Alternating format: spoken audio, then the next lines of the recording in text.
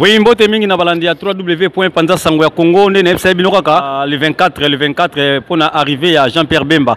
Alors tu dis que mbutu ezolinga esalema entre ba sportif na ba combattant.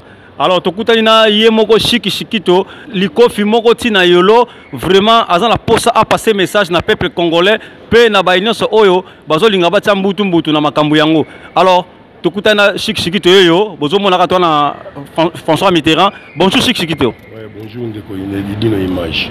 Merci vraiment ko esengo ya koyamba yo lisusu lelo yo omona la mingi te soko monani seke makambo ezali.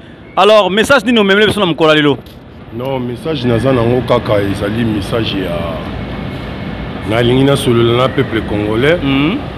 Et puis naza ko lancer appel mais surtout na peuple congolais et puis naza ko lancer ultimatum na bato oyo ba organizaki conférence wana et puis na yemoko Jean-Pierre Bemba na ba membre na bato oyo ya zwaki pour la sécurité na ye ba soi-disant ba maître ba Pékin et kawa Angleterre et kawa ba compétition et l'équipe na ba Russie et kawa tout le monde ba maître fuata kaka fuata tate to yego yoka lelo bino ba maître ba soi-disant ba maître Jean-Pierre Bemba pesi bino ba mbongo pour la sécurité na ye. OK. Ndenge ni ozu information que ba maître balé ba mbongo pona. Non, ngamoko nazui kutu information pa ya soki nini te na kutana na luwe tu na daguerre bazalaki na nyama. Bayebi masolo. Non, baza kofungola ngaki bonjour sikito tout justement kutu to banda ko lukao. Bon lukelanga ni bino groupe ba maître nga ko sportif te. Barami kutu apamba kutu na beta te. Oh bato zago yebisa to nga to kutana na to banda ko lukayo pe tout justement oyebi que Jean-Pierre Bemba ko sala conférence le 24 novembre na yebisi bonga. Ah bon? A ko sala conférence le 24 novembre. Bon.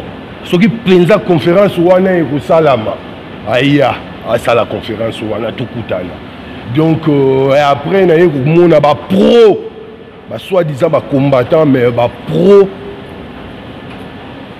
politicien ba bindo ba combattant ba soi-disant ba combattant ba pro politicien et fais gaffe à vous c'est chikito li kofi moko tina yolinda za olobela bino. Fais gaffe à vous. Donc, Keba, Lisusu Keba, Chikito Alobi, Kebande, pour Keba. Donc, Jouana, Naba Oyo Bozako soutenir Yebino ba combattant, ba soi-disant ba combattant. Donc, rendez-vous est à lobby. Pour les lots, aux vendredi. Rendez-vous est à Nabino lobby na doc et faire. Donc, Tokokutana, tant que Tokokutana, Bokoyeba, Oyo Boko s'expliquer.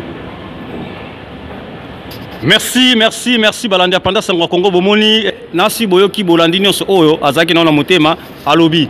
Mais pour la suite, ça n'a pas dernier mot, comme ça, tout clôturer la biso. Dernière parole, Zali Kaka, organisateur Oyo, Batu Oyo, organiser une manifestation wana.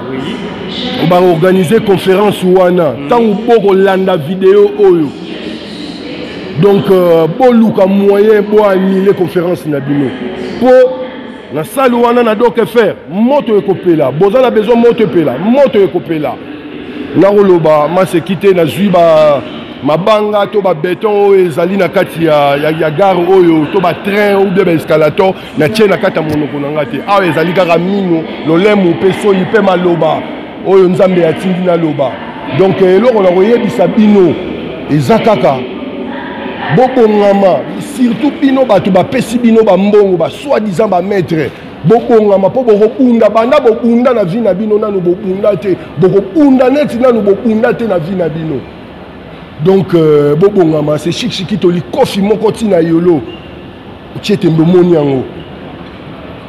Merci Chikito vraiment toujours tamingité. Depuis que vous avez vraiment en tout cas tokutana lobby ingeta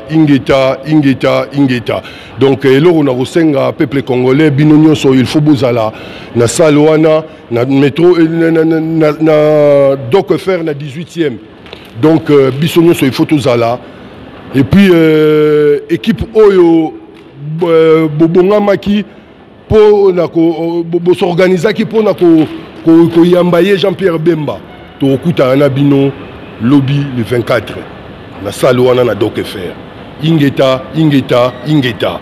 Merci Balandinho so oyo bolandaki biso na moment oyo en tout cas wana ezalaki mobundeli ya mboka aza ndeko na biso congolais souci ya mboka ndem te sali ke falo bana boy aloba boy parce que amoni que un peu de trahison aussi ezali quelque part yango réaction ezaki yango wana merci bozongo na ndenga mabete ngana za mopali sango ya Congo ba propose so lobby ezo ko engager yé beaucoup tanaka lobby ndé na lieu précise o ezabongo na Doc FL.